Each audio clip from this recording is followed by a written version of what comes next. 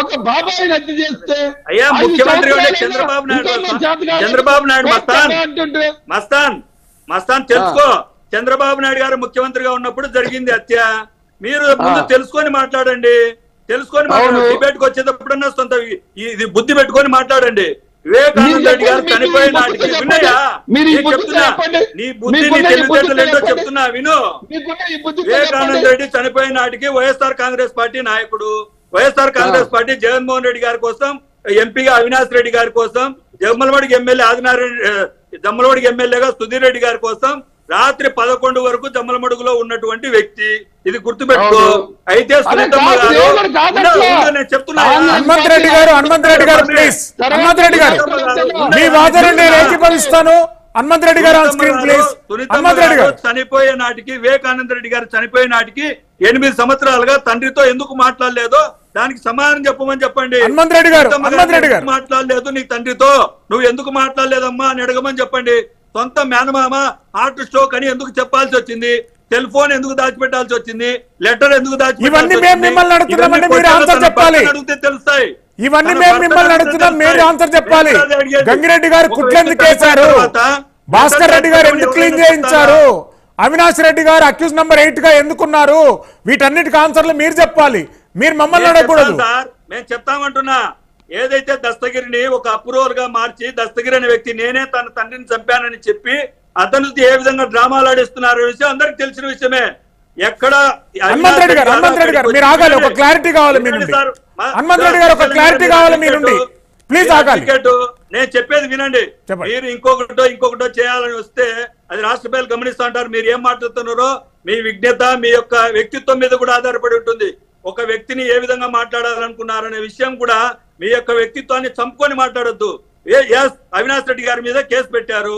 అవినాష్ రెడ్డి గారి మీద ఏదైతే ఆరోపణలు చేస్తా ఉన్నారో, అవినాష్ రెడ్డి గారు అక్కడికి వెళ్ళి సునీతమ్మ గారి మేనమామ అయినటువంటి శివప్రకాష్ రెడ్డి గారు ఫోన్ చేసి బావ హార్ట్ స్ట్రోక్ తో చనిపోయాడు, ఇంట్లో పడిన్నాడని చెప్పాడు.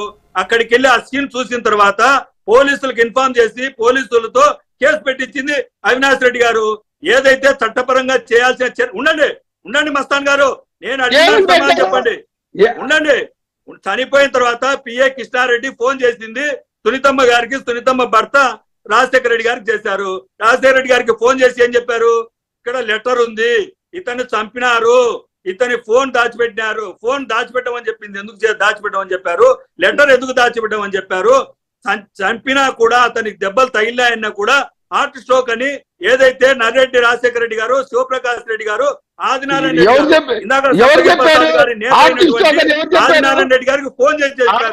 ఎందుకు చెప్పారు అని విషయం రాజశేఖర రెడ్డిని అక్కడే తేలిపోయింది. ఎందుకు దాచిపెట్టాల్సి వచ్చింది, ఎందుకు దాచిపెట్టాల్సి వచ్చింది అని ఎవరు చెప్పలా? సాక్షి నీకు తెలిస్తే అవినాష్ రెడ్డి గారు గుండె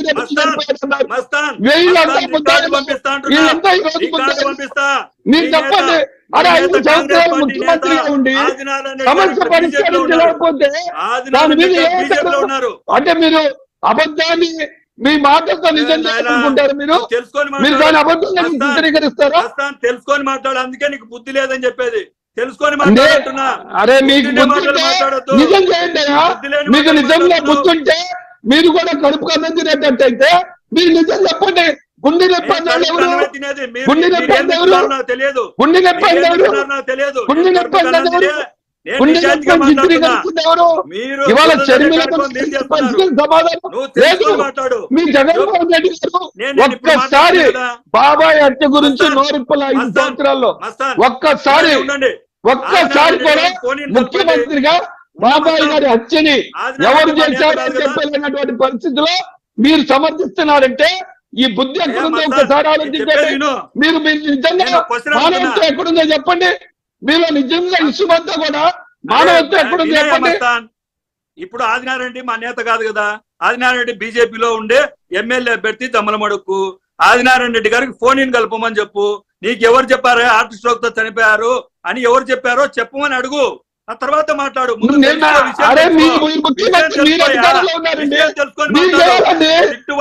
ముఖ్యమంత్రి మీరు ముఖ్యమంత్రి, అధికారం మీ చేతిలో ఉంది.